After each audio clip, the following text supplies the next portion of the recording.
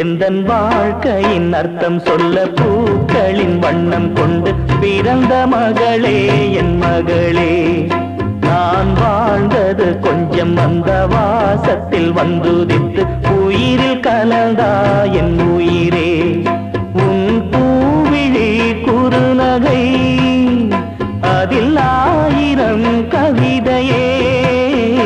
எந்தன் வாழ்க்கையின் அர்த்தம் சொல்ல பூக்களின் வண்ணம் கொண்டு பிறந்த மகளே என் மகளே. நான் வாழ்ந்தது கொஞ்சம் அந்த வாசத்தில் வந்துதித்து உயிரில் கலந்தா என் உயிரே.